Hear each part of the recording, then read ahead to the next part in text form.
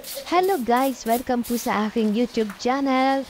At dito nga pala kami ngayon sa sementeryo para linisin itong puntod ng aming ina.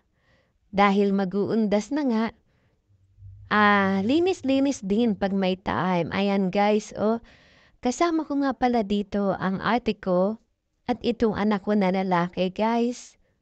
Eksakto naman din na day off siya sa trabaho niya. Ayan. Nakita niyo si sister ko, medyo masinsina ng paglilinis sa puntod ng nanay namin. Nakita niyo naman kasi, ayan katulad niyan, walang gold. Uwis na ang gold sa lapida ni mami. At pati yung kanyang puntod ay marami ng itim-itim.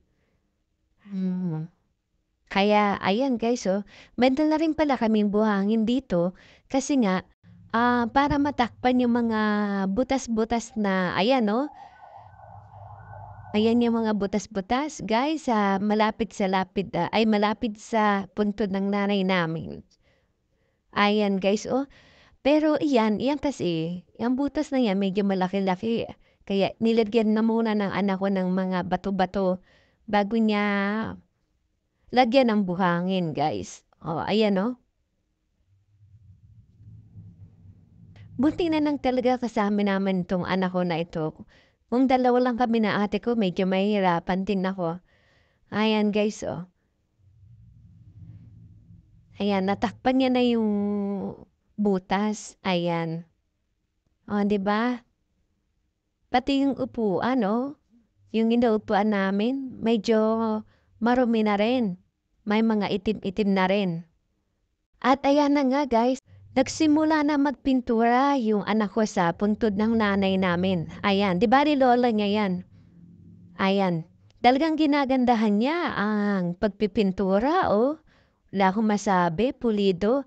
At tamang-tama naman ay mga kabataan na nag-iikot na pagol daw, pagol. Ayan, sige, maglagay kayo ng gold sa lapida ni mami ko. Ayan, Sandaan ang bayad ng mga yan, hati daw sila. Inamin naman nila na hati sila. Di ba? A few minutes later. Ayan na guys, malinis na nga guys. Di ba? Ang linis na ng puntod ng aming nanay guys. At after namin dito sa nanay namin, ay nagpunta naman kami dun sa puntod ng kapatid namin. Ang ganda na sementeryo na ito, no, guys? Ito yung puntod ng kapatid namin. Ayan. Nililinis din niya yan. Yun nga lang, hindi matanggal yung kulay, kaya ganyan. After namin dito ay pumunta naman kami dun sa puntod ng aming tatay.